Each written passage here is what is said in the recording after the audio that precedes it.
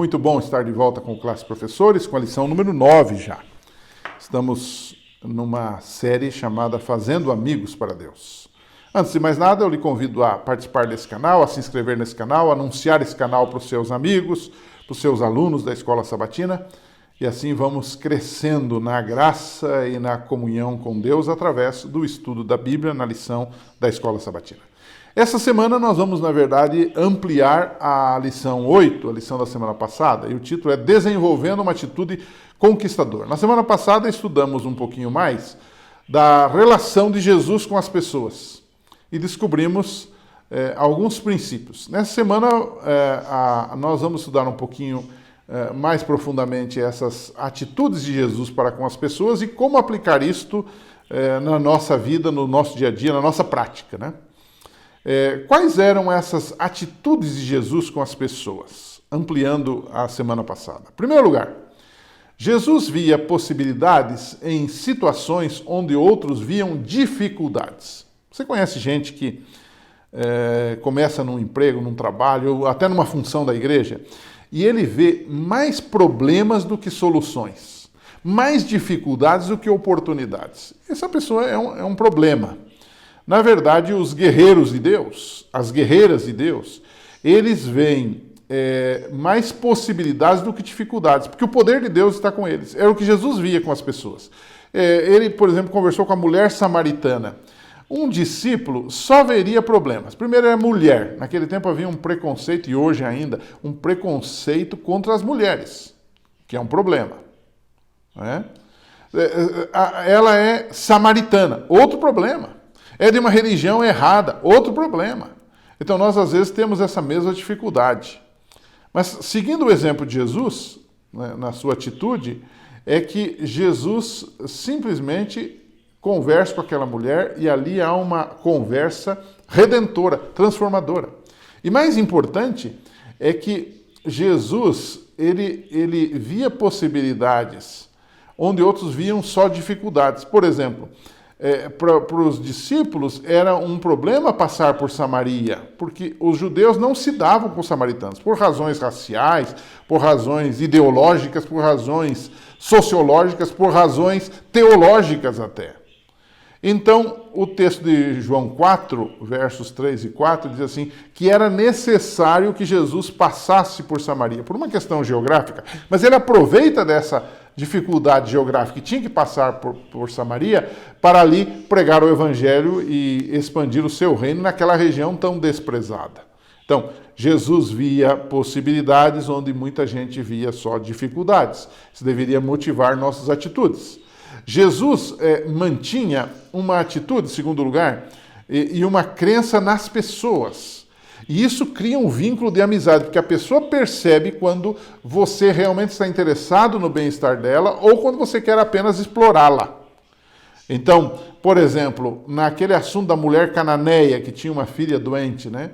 Jesus elogiou a fé daquela mulher e disse, olha, nem Israel viu uma fé como essa, aquela mulher que insistiu com Jesus, porque Jesus fez alguns testes de fé, de prova de fé com ela, e ela continuou insistindo para que Jesus curasse a sua filha. Né?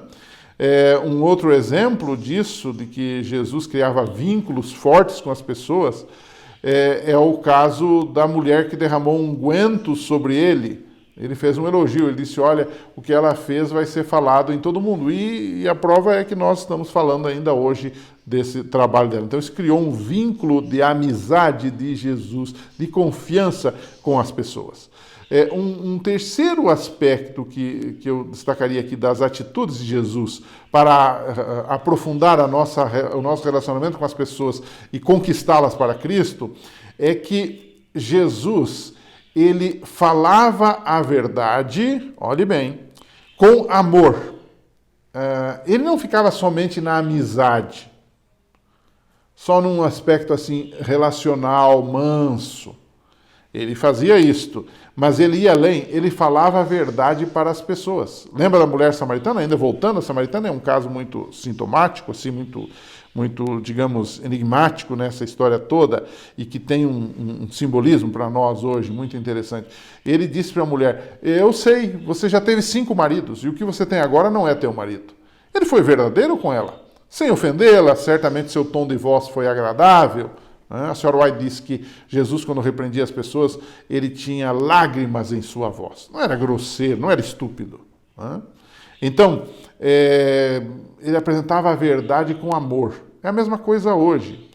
Nós, quando estamos dando estudo bíblico para alguém nos faz uma pergunta e a resposta tem que ser dura, a gente deve ser manso, deve ser humilde, deve dizer à pessoa, não sou eu que estou falando, é a palavra de Deus que está dizendo isso, para você e para mim. Inclua-se com a pessoa, fale a verdade, mas fale sempre em amor. Às vezes o tom de voz muda toda a situação. Um quarto item que dá para destacar aqui das atitudes de Jesus e que nós aprendemos com elas e temos que internalizar na nossa vida, Jesus aceitava as pessoas como elas estavam. Para ele não importa o que você tenha feito, né? Ele dizia, eu estou disposto a perdoá-lo e conceder-lhe poder para mudar. É muito bom a gente saber isso, porque nós às vezes temos preconceito até com quem entra na nossa igreja. Eu já ouvi nessa minha vida, nesse meu ministério de tantos anos, cada história, irmãos, terrível, de gente que chegou na igreja e que foi olhado de cima embaixo, de baixo em cima, como se diz, por alguém de forma preconceituosa, de forma até rancorosa, por causa do seu vestuário, por causa da joia que você está usando, por causa de uma série de coisas. Isso não pode acontecer. O Jesus não fazia isto.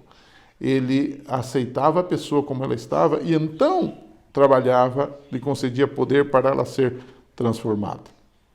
Para concluir a lição dessa semana, então, vamos conversar um pouquinho com os nossos alunos, né? A primeira pergunta que a gente pode fazer aqui, eu coloquei aqui 2 perguntas, porque essa lição é muito prática, é o seguinte: é lamentável, mas alguns se sentem melhor apontando as falhas dos outros, das outras pessoas, do que olhando para as faltas deles mesmos. Então, a pergunta é, como podemos ter certeza de que não cairemos nesta mentalidade? Às vezes a gente tem uma tendência de achar sempre as faltas dos outros, os problemas dos outros. E isso cria uma barreira entre nós e a própria pessoa no sentido de testemunhar para ela. Então, essa é a primeira pergunta. Como não cair nesse tipo de mentalidade? Segundo, considere o seguinte cenário. Pense na seguinte cena. Um amigo acaba de voltar de um funeral. E ele diz assim, estou feliz porque minha tia está no céu olhando por mim.